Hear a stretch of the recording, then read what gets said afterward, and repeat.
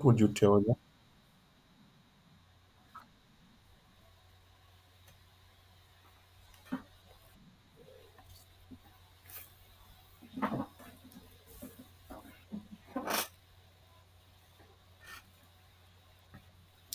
If someone came, oh, excuse me, sir, or madam, can you just define for me what is microeconomics? What would you tell? Remember, no answer is wrong.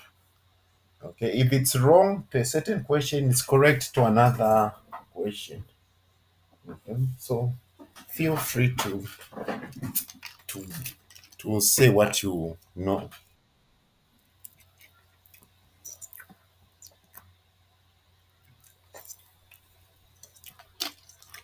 Okay, here's a very simple definition of microeconomics. It's how businesses, government, and people make decisions with limited resources.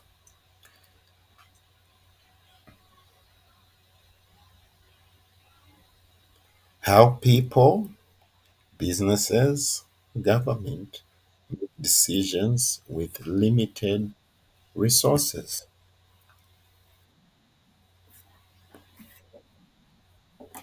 That's what macroeconomics is. So I'm going to introduce you to the first graph, which is going to show four important economic concepts. Could you mute your mic? Whose mic is on? Okay, yes.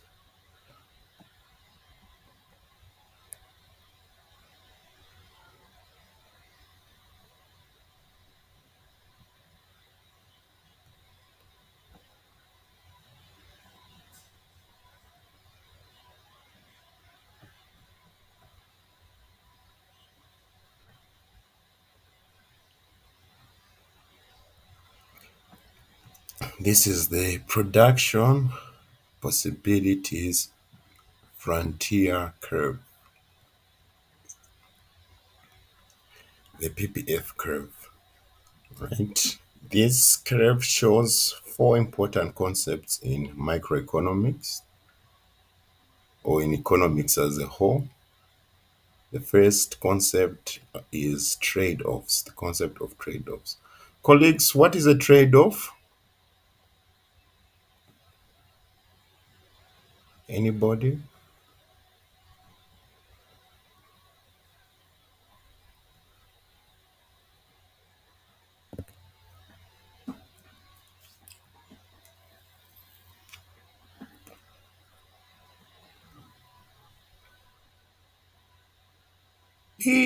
Sure, no one. Okay, a trade off is when you choose one thing over the other.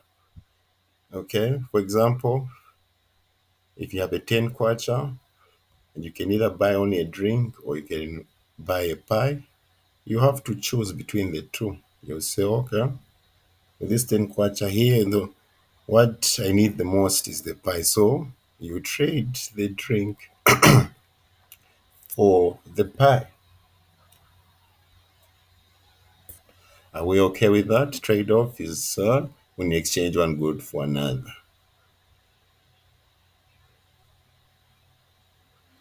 The second concept is scarcity.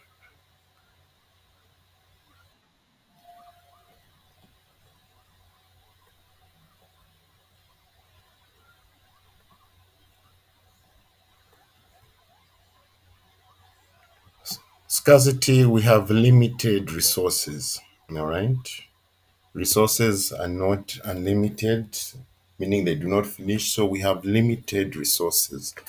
That's why this graph has this green line here. This is the frontier. The frontier is more like the limit. Okay. So we have limited resources. That's what scarcity is telling us. And due to this, that's why everything has a price attached to it. Okay. If things were not scarce and they were abundant, they would be free. Most of them would be free.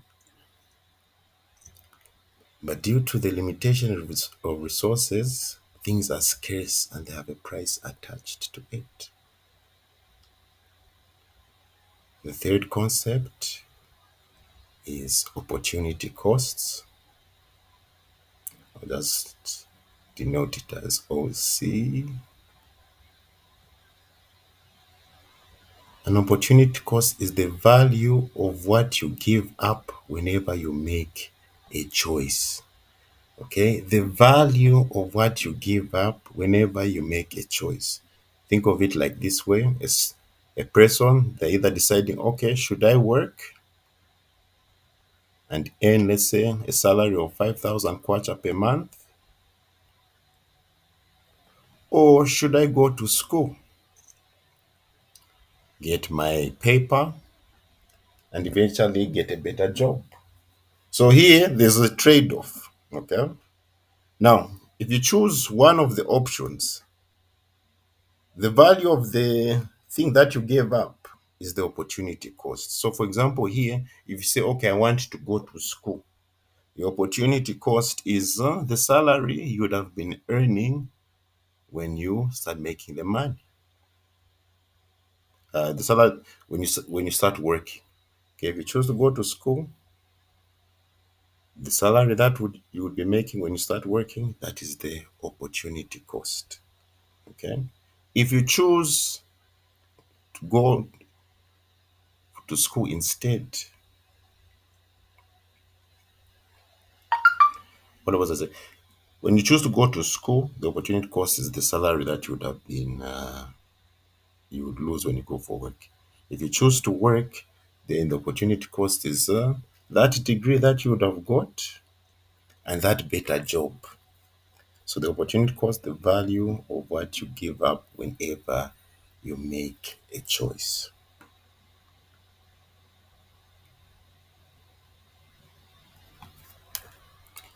And then the fourth concept is efficiency.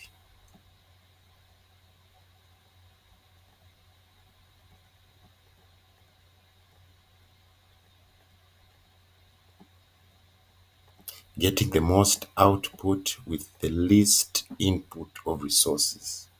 Okay? Getting the most whilst using the least resources. For example, if it takes one person 10 hours to make one chair in company A, and in company B, it takes another person 3 hours to make the same chair, then the one who's taking 3 hours to make the chair is more efficient. The resource that they're utilizing there is time. That's the input. Then the output is that chair. So efficiency is more the the better the output with the least input. A greater output with the least input. Yes. So these are the four concepts that are illustrated by the production possibilities frontier curve. So the production possibility frontiers curve, it's a graph that shows the combination of goods, two goods that you can make whilst you are using the resources you have.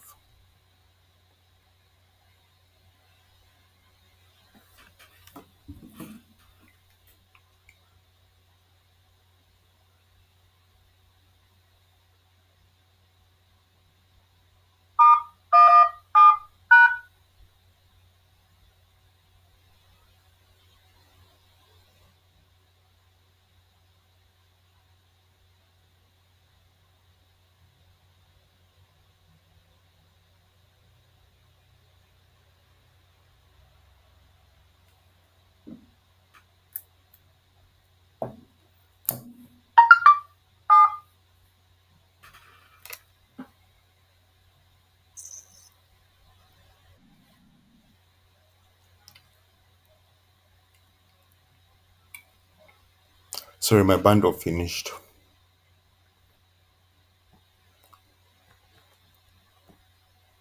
Yes, so the PPF curve shows the combination of two goods that a country or a business can make with their limited resources. Okay. Usually, when you see this graph, There are going to be two goods, one good on the x-axis, another good on the y-axis. Okay, let's say for example here on the y-axis you have paper, and on the x-axis here you have pens. Okay, so any point on this graph, okay, let's say for example point A, we have point A here, point B, and point C. And all three of these points shows the combination of papers and pens that you can make. Okay. Now, the thing that you must understand is any point along this green line represents efficiency. Okay. If you utilize all your resources wisely, okay, like here at point B, if you utilize all your resources wisely, you can produce like 40 papers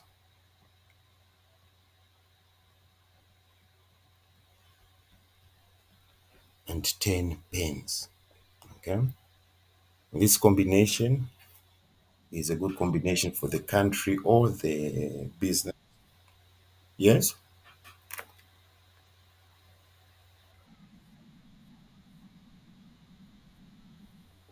Or yeah, efficiency, getting the most output with the least input or the least use of resources.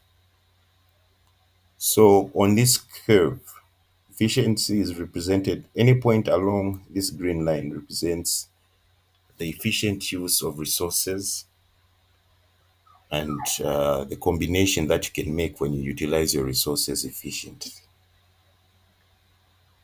So like point E, B, and let's say point F here. This combination of goods is when you are using your resources efficiently, and then you'll be able to produce these certain combinations. That's about the efficiency sum.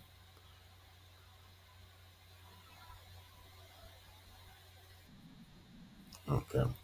Then any point below the curve is representing inefficient use of resources. For example, here, point A, right? You are not utilizing your resources efficiently. So any point below the curve. Then any point outside the curve, like here, point C, it's impossible to make that combination of goods. Why? Due to your scarce resources. So that combination is unattainable.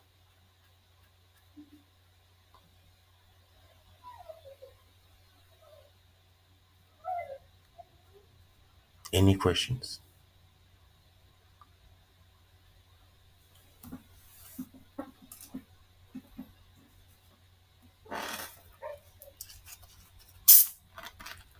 So here in this illustration, the trade-off is between papers and pens. Due to scarcity, we cannot achieve the combination at point C due to scarce resources. Efficiency is represented by this line. And I want to also illustrate to you how opportunity cost is also illustrated with this same curve.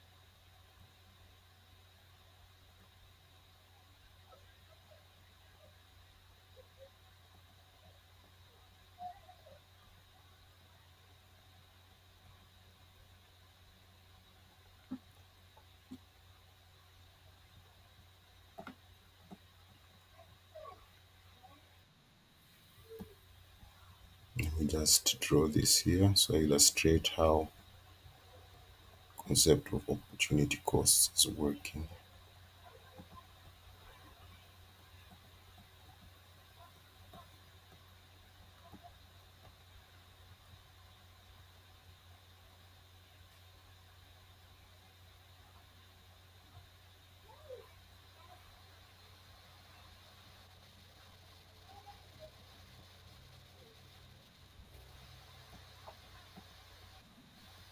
Yes. Mm,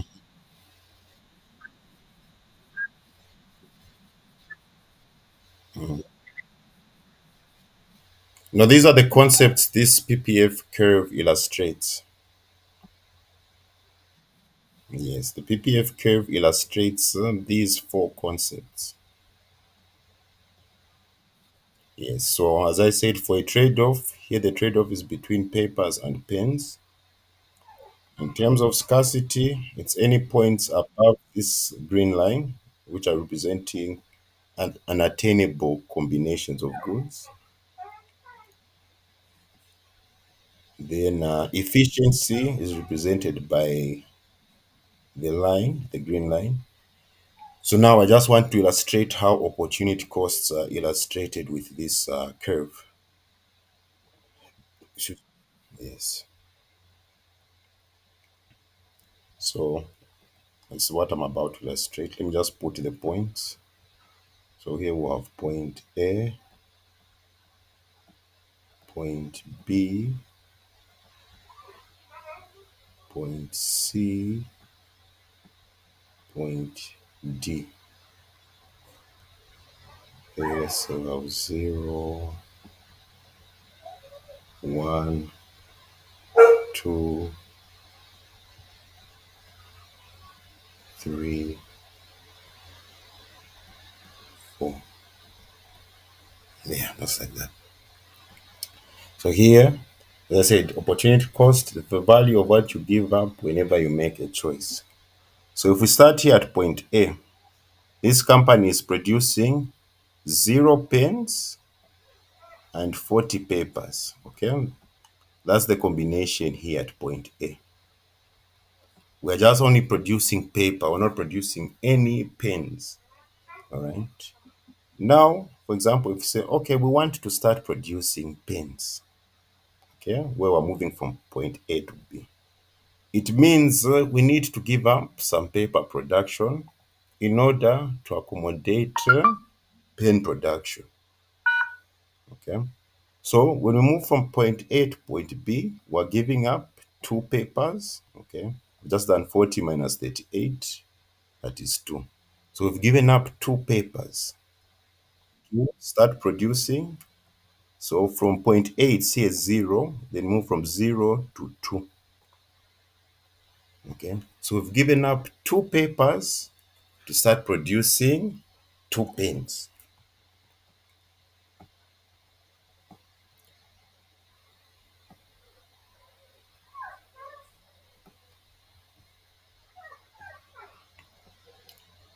Now let's move from point B to point C. Where we say, okay, we want to produce more pens.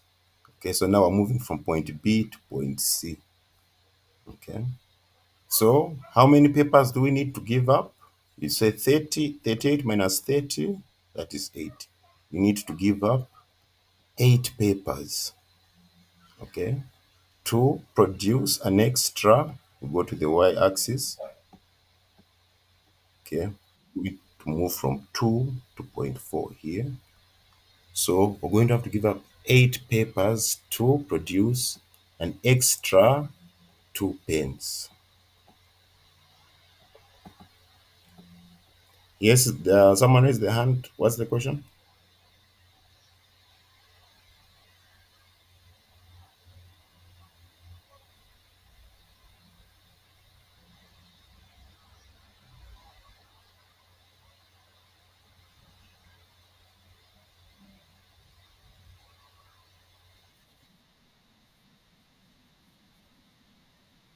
Yes. The screen. Try to log out and log in.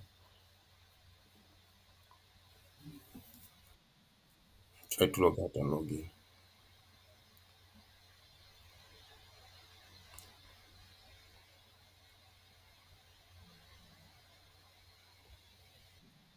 Uh-huh.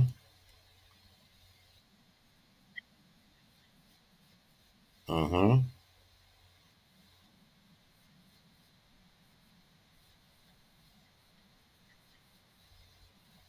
Uh-huh.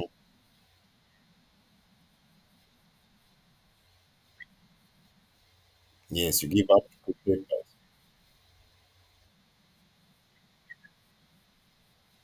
Yes. Yes.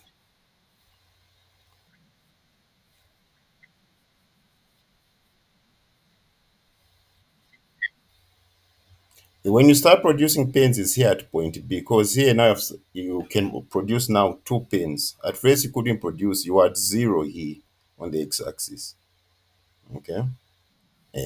So when you moved from point A to point B, you moved from 0 to 2. So you have started. So you have started. Yeah. So now you have started producing two pens. Okay. Then again, now if you want to move from point B to C, means you have to give up 8 papers to produce an extra 2 pens. Meaning now you're producing 4 pens in total, and you're producing 30 papers at point C here. Then when you move from C to D, 30 minus 20, that is 10. So you have to give up 10 papers. So you're moving now from 4 to 6 here to produce an extra 2 pens. So in total, you're producing 6 pens and 20 papers at point D. So the opportunity costs here are being represented by the papers that we're giving up. Okay. That's the opportunity cost that's being represented here.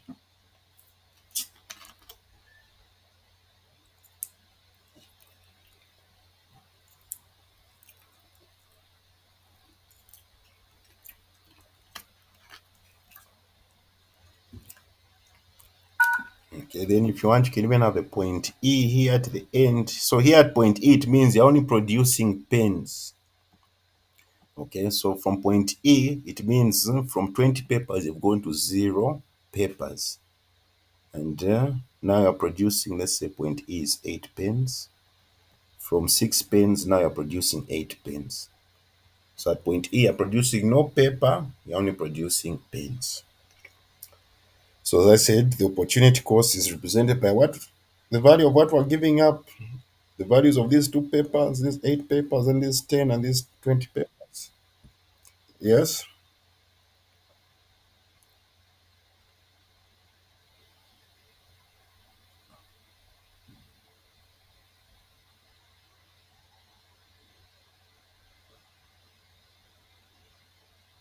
Someone raise their hand up.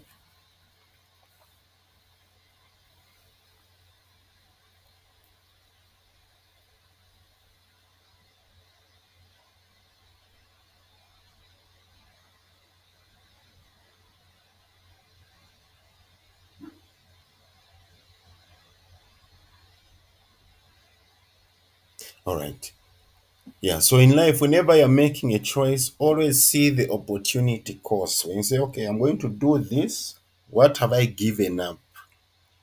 Is the value what I've given up greater than what I've chosen? If the value of what you've given up is greater than what you have chosen, then you need to change your mind.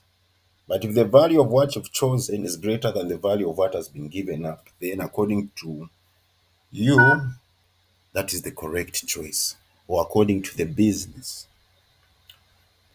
Yes. So these models, especially for opportunity costs, use for those people who will be taking accounting and finance, you're going to find it in that course for international trade.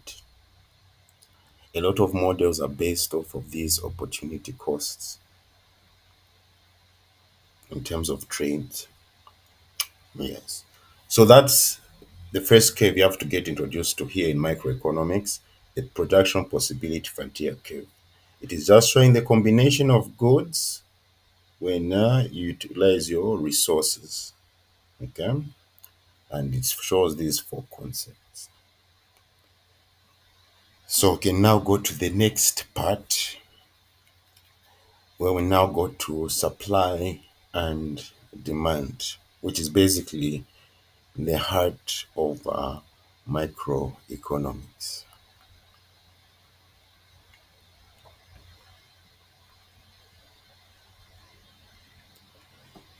So we're going to start with the first basic thing, the law of demand. Colleagues, what is the law of demand?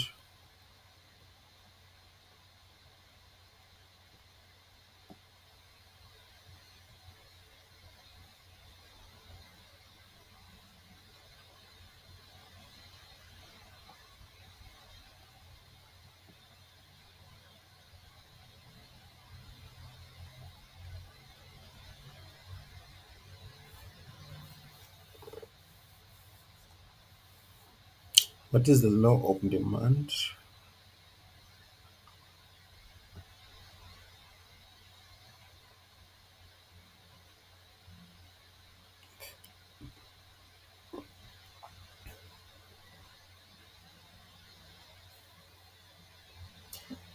Okay, according to the law of demand, there is an inverse or a negative relationship between price and the quantity demanded.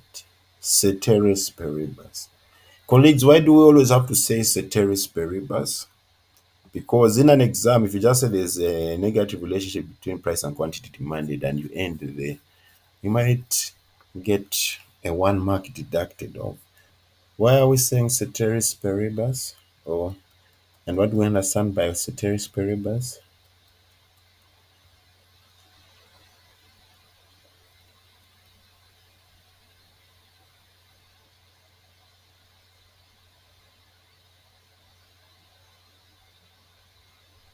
Colleagues, did we attend the residentials? Were you attending class? Or were you late for Miss Duffin's classes? You came in when she was getting the equilibrium price and quantity.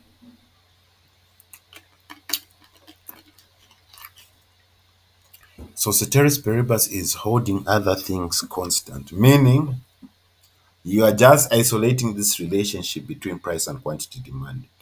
In real life, there are other factors that can affect price or quantity demanded.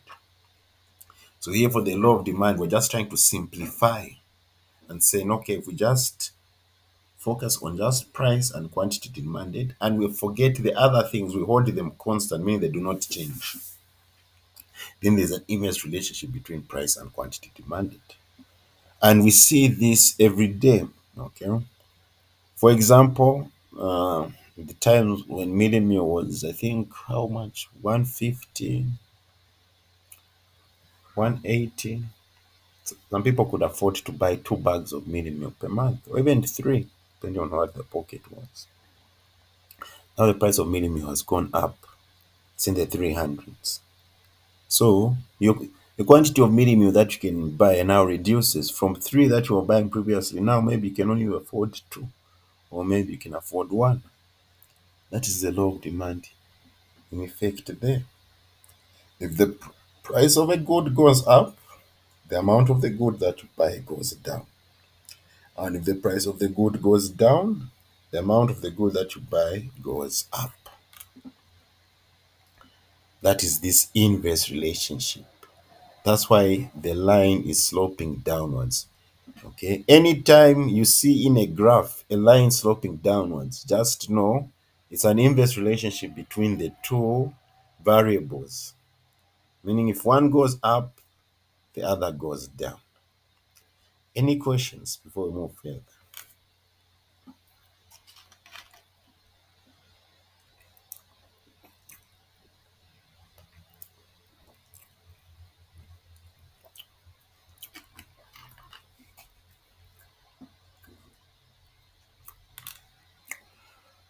Okay, so we're going to now look at the shifters of the demand curve.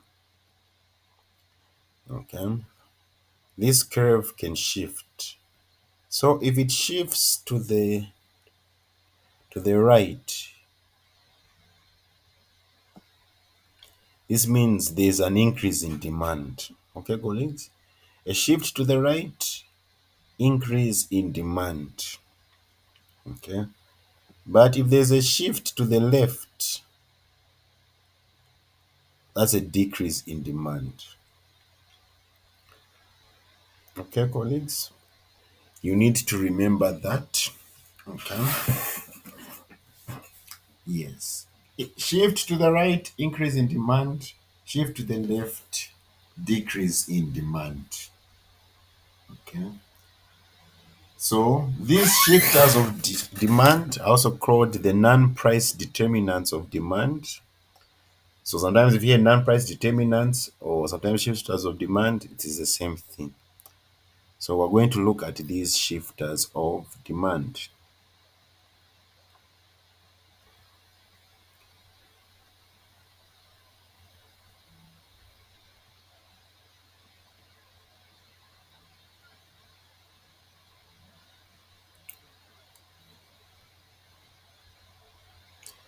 The first shifter of demand, market size, basically the number of customers. Okay.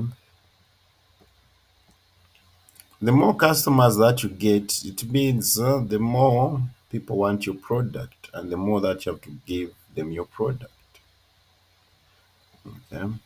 Or basically, the more people, yeah, the more people who want your product, it means then demand for your product has increased. Okay. For example, if you're selling products here in Osaka, then you go and open up in Kitwe there. Okay. Since now in Kitwe have gone to a new market, it means new customers, and there will be those customers who want your product. So demand for your product is going to increase because of your new customer base. All right. So market size, the greater the market size, meaning the more customers, the greater the demand. The less the market size, the less the customers, the less the demand. Are we okay with the first shifter, which is market size?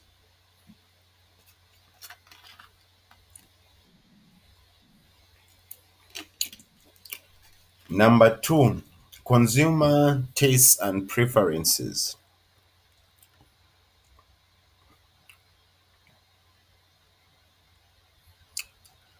Okay. The Walkman. No one is using any Walkmans anymore or CD mans. Why? Because your phone can do everything now. So there's no point of having a Walkman because your phone can play music and it doesn't even need tapes. Just stream it on the internet. So you can say tastes there in terms of taste or preference. People are not no longer preferring Walkmans anymore. Okay, because they're out of date. Then certain fashion styles you find it was common in the 80s. Nowadays it is not common. People are not buying those type of clothes anymore. So once there's a trend where people are liking your product, demand for your product will increase. But once people get tired of your product and stop buying it such that it even gets outdated, then demand for your product goes down.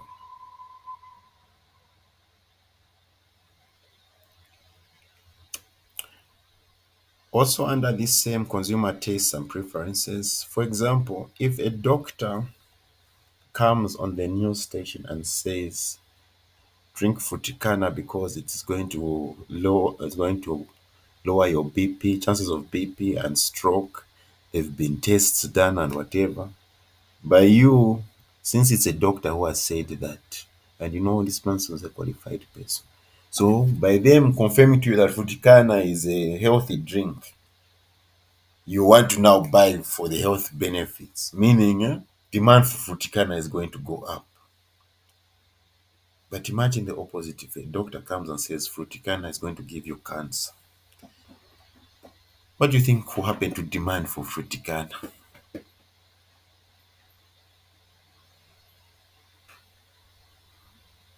It will go down, demand will go down. It might even go off the market because people are thinking, oh, this is an unhealthy drink, so it's going to give us health problems.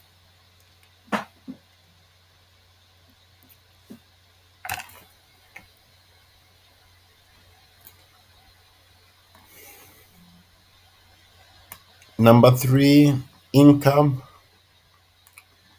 If your salary is 1,000 kwacha today and you can only buy one bag of mili meal at maybe let's say 250, then your salary increases from 1,000, you're now getting 10,000 kwacha. Means you can buy more mili meal now for the month.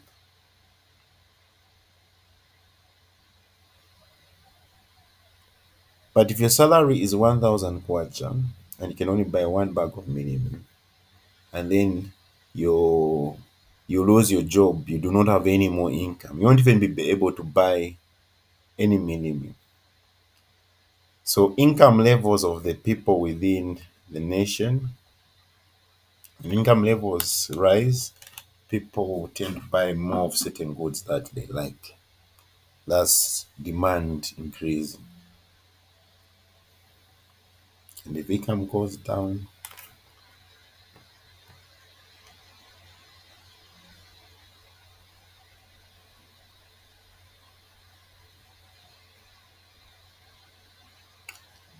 number four, consumer expectations.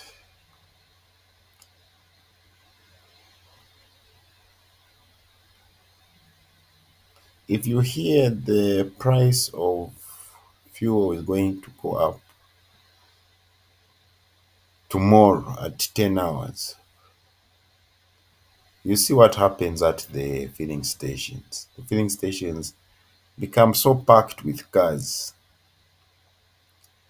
The even lines even form. Eh, eh, you can't even park your car properly, and it even sets up a new industry where people are even now doing jerry cans for to get your fuel.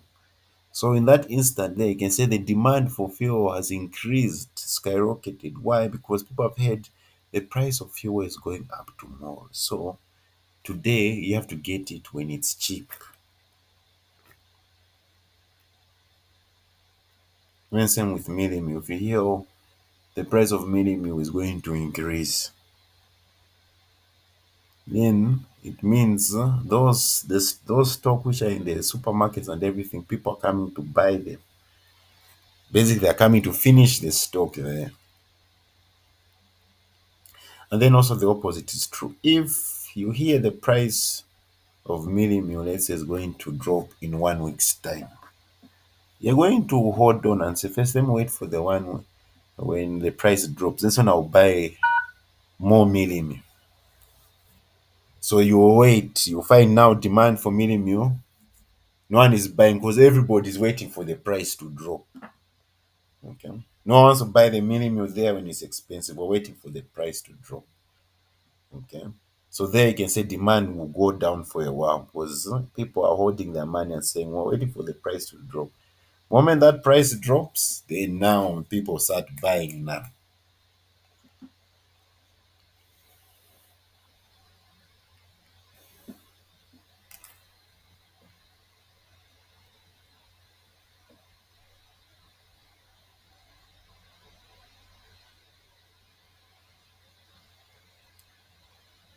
Number five, price of related goods.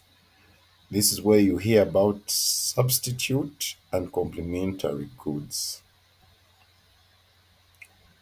Substitute goods, this is a good that can be substituted with another. For example, Coca-Cola and Pepsi. Those are substitute goods.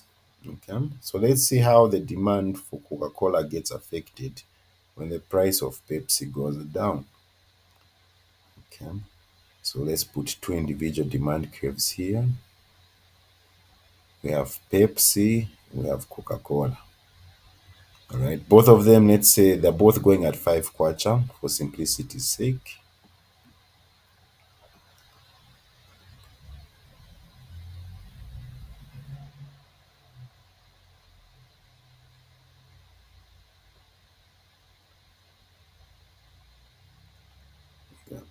So let's say, for example, if the price of Pepsi goes down from 5 kwacha to 3 kwacha,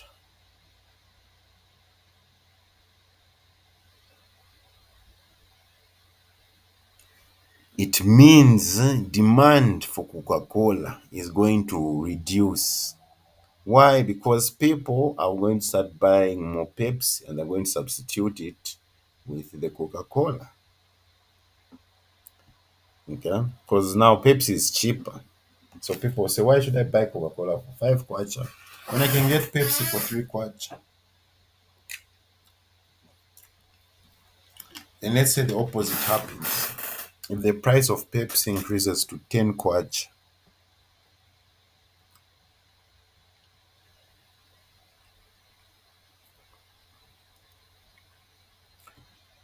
it means demand for Coca-Cola is going to rise. Why? Because now Coca-Cola is cheaper than the Pepsi. Okay?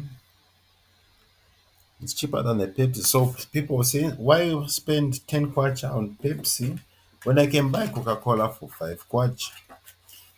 So for substitute goods, take this down, colleague. Take this important point down. If the price of a substitute good goes down, then demand increases. I mean, demand reduces. If the price of a substitute good, here in this case, our substitute good is Pepsi. We're looking at the market for Coca-Cola, okay?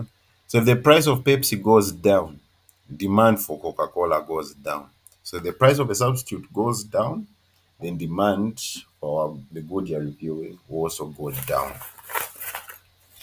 Then if the price of the substitute good goes up, then demand for the good is going to increase. Okay, this case is Coca-Cola. The price of our substitute good went up, so the demand for Coca-Cola went up. Any questions?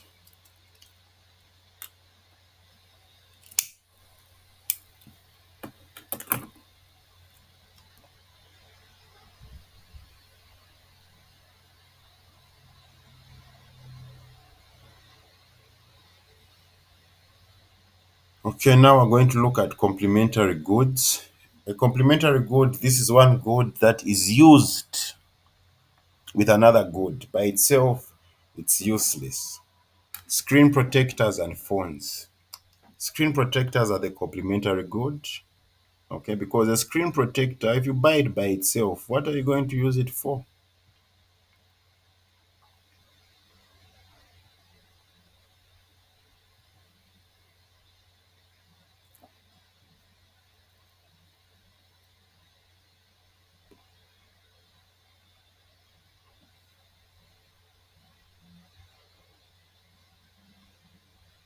Here we have screen protectors. Here we have phones. Okay. So, for example, colleagues, if the price of phones, let's say, in this imaginary example, let's say phones are going at 100 kwacha, right? And let's say the price of phones goes down from 100 kwacha, it goes to 50 kwacha. It means more people can afford phones. So they'll buy more phones.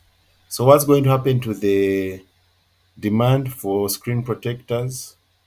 The demand for the screen protectors is going to increase because as more people are going to buy phones, they're going to need screen protectors.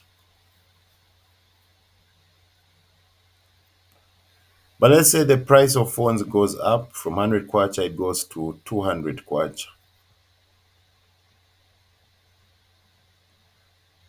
It means less people are going to buy phones. And if less people are buying phones, what happens to the demand for screen protectors? The demand goes down. Because less people are buying phones. So why would they need a screen protector?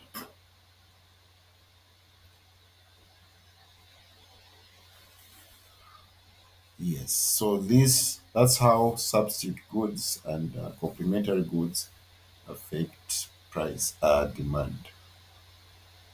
So these shifters, you must remember them because Mr. Finn likes to the way she brings questions. She'll give you a situation and say which one is going to shift. Is it the demand curve or is it the supply curve? So you're supposed to know. Okay. So if in the situation you see either if market size, you're talking about market size, tastes or preferences, income levels, consumer expectations, or substitute and complementary goods, then you will know demand is definitely the one shifting there.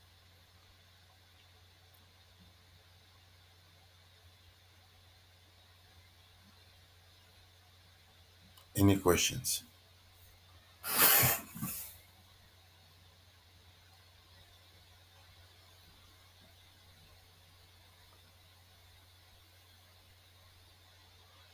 Okay, I have to switch to second years.